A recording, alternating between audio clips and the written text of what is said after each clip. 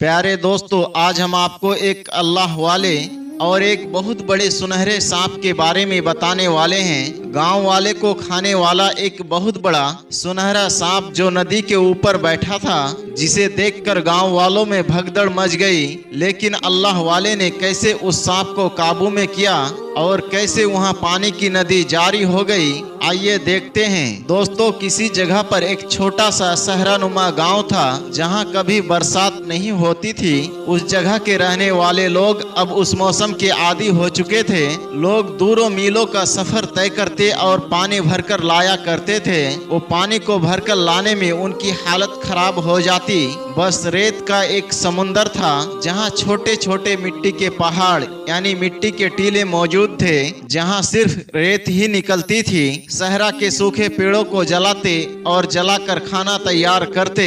वहां के रहने वाले लोग किसी मजहब को नहीं मानते थे। कहने वाले कहते हैं कि एक वक्त ऐसा था, यहाँ पर साफो सफा मीठे पानी की नदी बहा करती थी और जहाँ पर पानी हो वहाँ पर आसपास पेड़ पौधे तो होंगे ही, लेकिन अब ऐसा अजाब आया कि उस जगह पानी के एक बूंद तक बाकी नहीं रही। वहाँ के लोगों ने इस बात को जानने की कोशिश की, मगर उनमें से एक सबसे बूढ़ा जो आदमी था वो कहने लगा, मुझे लगता है हम पर कोई बहुत बड़ी मुसीबत आकर बैठ गया है, वरना यहाँ तो इतनी खूबसूरत नदी बहा करती थी जिससे दूर और आसपास के रहने वाले लोग फायदा उठाया करते थे। अब तो मीठे पानी की नदी ना रही, हमारा न जाने क्या बनेगा। एक बार उस रेगिस्तान से किसी अल्लाह वाले का गुजर हुआ। उन बुजुर्ग की तकरीबन उम्र 120 साल थी। अल्लाह ताला ने उनको ये सलाहियत अता की थी कि उन पर सांप के काटने का कोई असर नहीं होता था। दूर दूर से उसके पास सांप के डसे हुए लोग उसके पास इलाज करने के लिए आते और वो जब उनका इलाज करते तो वो लोग बिल्कुल ठीक हो जाते थे। मगर वो अल्लाह वाले किसी एक गांव में नहीं रहते थे, वो अक्सर सफर में रहते थे। और अल्लाह वाले का सफर बामकसद होता है, बेमकसद नहीं होता।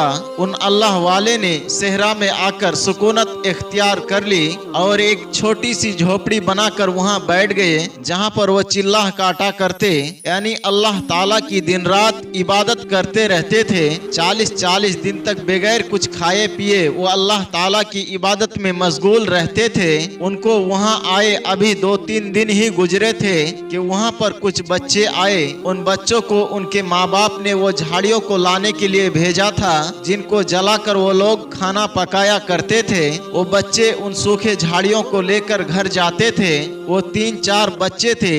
जब एक बड़े टीले के पास आए, वहाँ पर उन बच्चों की नजर उन बुजुर्ग पर पड़ी जो कि मोटा सा सूती और ऊनी लिबास पहने हुए थे। इतनी शदीद गर्मी में जिस पर इंसान झुलस जाए, वो आराम से अपने आँख को बंद किए अल्लाह का जिक्र कर रहे थे। अब बच्चों को ये बात नहीं मालूम थी आखिर ये क्या कर रहे हैं। वो बच्चे शरारती थे। बुजुर्ग के पास आए और कहा, बड़े मियाँ, इन ऊंचे पहाड़ी पर बैठकर भला क्या कर रहे हो? तो आप उस वक्त बड़े गहरे से इबादत कर रहे थे। आप उस वक्त अल्लाह का जिक्र कर रहे थे, तस्बीह पढ़ रहे थे और उस वक्त आपकी बात तस्बीह पढ़ रहे थे और उस वक्त उनकी बात आप नहीं सुन रहे थे। वो लड़के आपके मजाक उड़ाने लगे और कहने लगे, लगता है ये कोई दीवाना है और यहाँ आकर बैठ गया है। जब आपने कोई जवाब नहीं दिया तो उन लड़कों ने वो झाड़ियाँ जमा की और लड़के भागते हुए अपने घर वापस आ गए और अपने बड़ों को ये बात बता दी। एक बूढ़ा आदमी रेत के टीले के ऊपर बैठे हुए हैं और वो हम में से नहीं लगता, चलो उसको गांव से निकाल देते हैं। बच्चों की बातें सुनकर गांव के लोग अल्लाह वाले के पास आए। आप उस वक्त अपनी नमाज को अदा कर रहे थे। वो ताज्जुब से आपको देखने लगे, आखिर ये क्या कर रहे हैं? हमने आज तक ऐसा काम करते हुए किसी को भी नहीं देखा है। वो कम इल्म लोग थे। उन्होंने अल्लाह वाले के साथ गुस्ताखी की और कहा, अरे तुम कौन हो? तुम कहाँ से आए हो? हम तुम्हें नहीं जानते। आखिर तुम्हारे आने का यहाँ मकसद क्या है? हमारे इस गांव में हमारे कोई जान पहचान का ही आदमी आ सकता है। तुम यहाँ से चले जाओ। तुम यहाँ क्या कर रहे हो? लगता है कोई ऐसा अमल कर रहे हो जिसकी वजह से हमारे ऊपर मुसीबत आ जाएगी। अब वो लोग अल्लाह वाले को गांव से बाहर निकालने लगे। आपने किसी से कुछ भी नहीं कहा, बल्कि चुपचाप अपना सामान उठाए और वहां से चले गए। उन्हें जाता देख वो लोग हंसने लगे और कहने लगे कितना डरपोक आदमी था, कुछ भी नहीं कहा इसने, न जाने क्या कर रहा था। अच्छा है बला टली। अभी वो लोग वहां से जाने ही वाले थे कि एकदम एक भयानक आवाज रेत में से उठती है। वो लोग फौरन डरकर एक झटके के साथ फौरन पीछे हट गए। वो आवाज इतनी तेज और हौलनाक थी कि वो सहराई लोग जो कुछ देर पहले चीख रहे थे एकदम से वो खामोश हो गए। थोड़ी ही देर में उन लोगों ने देखा एक निहायत जर्द रंग का सांप उस रेत से निकला। ये सांप बहुत ही बड़ा था और उसका रंग भी सुनहरा था। सूरज आसमान पर साफ चमक रहा था और ये सांप उसकी किरणों में इतना सुनहरा लग रहा था, यूं लगता था जैसे सोना फैला हुआ है। सोने का अलावा उसका दूसरा कोई रंग नहीं था। लोग उससे काफी दूर जाकर खड़े हो गए। इस तरह का सांप जो कि पहली बार उन्होंने देखा था, इसलिए वो लोग बहुत हैरान हुए। उन लोगों ने सोचा चलो इसे मिलकर मारते हैं। किसी ने एक दूर से लकड़ी उठाई और जैसे ही सांप के तरफ बढ़ा तो सांप ऐसे ऊपर की तरफ खड़ा हो गया जैसे जमीन पर नेजा गाड़ दिया गया हो। उसके सुनहरे रंग में पहले से ज्यादा इजाफा हो गया। सांप की आंखें उबल कर बाहर निकल आई। ये आंखें इतनी खौफनाक थी, ऐसे आंखें उन लोगों ने कभी भी नहीं देखे थे। वो आदमी जल्दी से पीछे हट गया और अंदाजा लगा लिया कि यह सांप कई गुना उससे ज्यादा ताकतवर है। अब वो लोग वहां से भागने की सोचने लगे, लेकिन उसी वक्त उस सांप ने हमला कर दिया और एक ही आन में 50 लोगों को निगल गया। उसके बाद जो बाकी बचे थे वो अपने घरों में जाकर छुप गए। अब उस गांव का जो बूढ़ा आदमी था वो कहने लगा, देखा मैंने कहा था ना, ये कोई बहुत बड़ी बला है या अजाब है। कौन हमारी मदद करने वाला होगा? उनमें से एक बच्चा कहने लगा, वो जो हमारे गांव में वो आदमी आया था, वो बूढ़ा सा आदमी, मुझे लगता है कि वो हमारी जरूर मदद करेंगे। उनकी आंखों में कोई चमक थी, हमें उनको तलाश करना चाहिए, वरना ये सांप तो हमारी पूरी बस्ती को ऐसा लगता है कि खा जाएगा। लेकिन हम उनको आखिर कैसे तलाश करें? हमने उसके साथ जो बेअदबी और गुस्ताखी की थी उनको अपनी बस्ती से हमने निकाल दिया था। क्या वो हमारी मदद करेंगे? तो वही लड़का कहने लगा, वो हमारी जरूर मदद करेंगे। मैं जानता हूँ कि वो कहाँ होंगे, क्योंकि उन्होंने मुझे देखा था और कहा था, ए बच्चे मेरी जरूरत पड़ेगी तो मुझे ढूंढने के लिए फला जगह पर आ जाना। अब शाम का अंधेरा फैल रहा था। वो बच्चा कहने लगा, मैं अकेला वहाँ नहीं जा सकता, मेरे साथ कुछ आदमी और चले। अब वो बच्चा कुछ आदमियों को लेकर उस जगह पर पहुँचा। चांद की चांदनी में उनका नूरानी चेहरा साफ साफ नजर आ रहा था। रेत पर बहुत साफ और सफेद रंग की चादर बिछी हुई थी। तकिया भी सफेद रंग का लगा हुआ था और ये सब दूध की तरह रोशन नजर आ रहा था। उस बच्चे ने आओ देखा ना ताओ, फौरन तमाम बात उस अल्लाह वाले के सामने रख दी। अल्लाह वाले बोले, वाकई वो बिल्कुल सुनहरा सांप था और दूसरा कोई रंग उनमें शामिल नहीं था।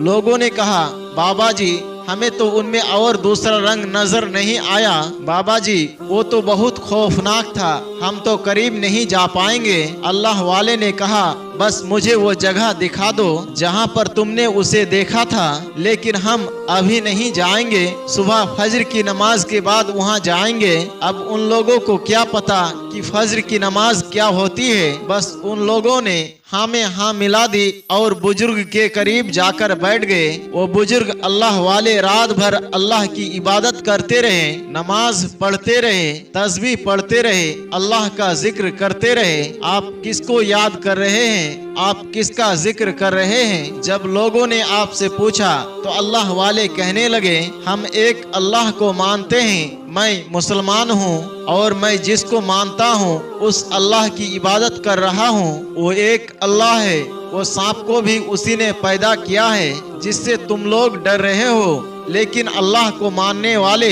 किसी सांप से नहीं डरते। लोगों ने कहा, अगर ऐसा है कि हम भी मुसलमान हो जाएंगे, लेकिन शर्त यह है कि आपको उस सांप को हटाना होगा। सुबह अल्लाह वाले फज्र की नमाज को अदा करके उन लोगों के साथ उस जगह पर पहुँचे। अल्लाह वाले उस जगह पर पहुँचे तो वहाँ के लोग पहले से जमा हो चुका था। इस जगह वो सांप हमें दिखाई दिया था, वो एक बड़ा सा मिट्टी का टीला था।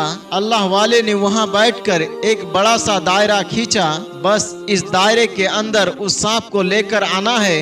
लेकिन सुबह से शाम हो गई, वो सांप बाहर नहीं आया। सबको अपनी जान की पड़ी थी। अल्लाह वाले ने अल्लाह ताला से दुआ करना शुरू कर दिया और उसके बाद एक छड़ी से दोबारा लाइन खींचकर और दोबारा छड़ी से एक और दायरा खींचकर लोगों से कहा, उसकी मुंह को इंसानी खून लग गया है, उसे आदत हो गई है इंसानों को खाने की। ये बात पूरे गांव के जानवरों के लिए भी खतरनाक है, उसको निकालना पड़ेगा वरना धीरे धीरे पूरे गांव को खत्म कर देगा। अब बड़े एहतियात के साथ झाड़ियों और सूखे पेड़ों को खोदना शुरू कर दिया गया। बाबा जी अपनी छड़ी को थामे हुए खुद एक जगह के जमीन को खुरीद रहे थे। इतने में एक जगह से फिर उसी तरह की आवाज सुनाई दी। बस्ती वाले भागकर दूर हो गए, मगर अल्लाह वाले अपने जगह पर खड़े रहे। वो सांप एक छोटी सी झाड़ी से निकला था और वही जोशो खरोश उसमें था। वो सांप एकदम अपनी दुम पर इतना बुलंद हो गया जैसे पूरे कद के साथ खड़ा हो। आज उसने अपना फन भी फैला दिया था। उस फन में से सुनहरी धारे आग की तरह निकल रही थी। सबने देखा कि अल्लाह वाले का चेहरा खुशी से चमकने लगा, जैसे कोई खजाना उनके हाथ लग गया हो। लोग तो डर के मारे पहले ही दूर हो चुके थे, लेकिन बुजुर्ग बाबा और सांप अपने आमने सामने एक दूसरे के मैदान में खड़े थे। अल्लाह वाले ने सांप की आंखों में आंखें डालकर कहा, ए सांप, तू भी हम इंसानों की तरह अल्लाह ताला की मखलूक है, अल्लाह ताला का तू बनाया हुआ है, तो उसी के हुक्म से इन लोगों को तंग करना बंद कर और यहाँ से हट जा। अगर तू यहाँ से नहीं हटा तो मैं तुझे मार डालूंगा। अगर तू शराफत से मेरे पास थैले में आ गया तो समझ ले कि तेरी जान बच गई। अल्लाह वाले की बातों में इतना जलाल था कि सांप एक जगह पर जम गया। फिर अल्लाह वाले ने अपने छड़ी से उसके इर्द गिर्द एक दायरा खींचना शुरू कर दिया। वो कुछ पढ़ते जाते थे और दायरा बनाते चले जा रहे थे। इसके बाद दूसरा दायरा उसके चारों तरफ उन्होंने बनाया।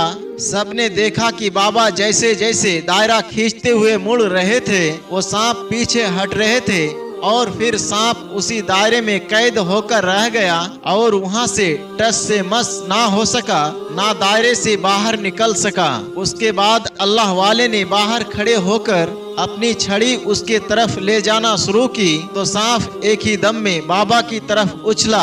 सबको लगा कि अब अल्लाह वाले मारे गए, लेकिन बाबा अपनी जगह पहाड़ की तरह जमे रहे। सांप उछलकर आन दायरे के किनारे उछलकर गिरा, अंदर ही गिरा और एक नाखून के बराबर भी बाहर नहीं निकल सका। सबकी हैरानी बढ़ गई, ये सांप लकीर पार क्यों नहीं कर पा रहा है। वो सांप जब नीचे गिरा तो बाबा ने अपनी छड़ी आराम से उसके जिस्म पर रख दी। सांप को छड़ी लगना ही था कि वो अपने ही अंदर सिमट कर गेंद की तरह गोल होने लगा और इकट्ठा होकर यानी सिकुड़ कर शांत हो गया। उसी आलम में अल्लाह वाले ने उसके ऊपर एक मोटा सा कपड़ा फेंक दिया, फिर छड़ी की मदद से उसे अपने थैले में डाल लिया और ऊपर से वही कपड़ा बांध दिया। जैसे ही सांप को उन्होंने अपने थैले के अंदर लिया, उसी वक्त उसी जगह से एक पानी का चश्मा जारी हो गया और वो पानी की नदी जो पहले बहती थी फिर से बहना शुरू हो गई। सब लोग हैरानों परेशान हो गए, क्या पानी ये सांप की वजह से रुका हुआ था। पूरे गांव में एक जश्न का माहौल था। अल्लाह वाले कहने लगे, आप लोग जानते हैं इस अकेले सांप का जहर 1000 कोबरा सांपों से ताकतवर और खतरनाक है।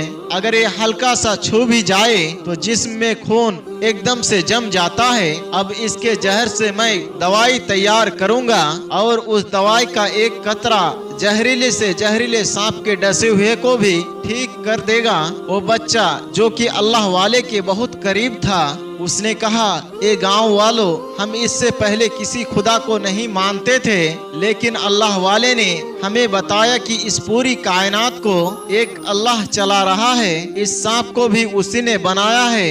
हमारे दिल से हर चीज का डर निकल गया, लेकिन हमारे दिल में डर आ गया है उस एक रब का। हमने अल्लाह वाले से वादा किया था, अगर इन्होंने हमारे बस्ती से सांप को हटा दिया तो हम सारे के सारे लोग मुसलमान हो जाएंगे, लेकिन इन्होंने नदी को भी जारी करवा दिया, इसलिए हम सबको मिलकर कलमा पढ़ लेना चाहिए। उस बच्चे के कहने पर तमाम लोगों ने हाँ में हाँ मिलाई।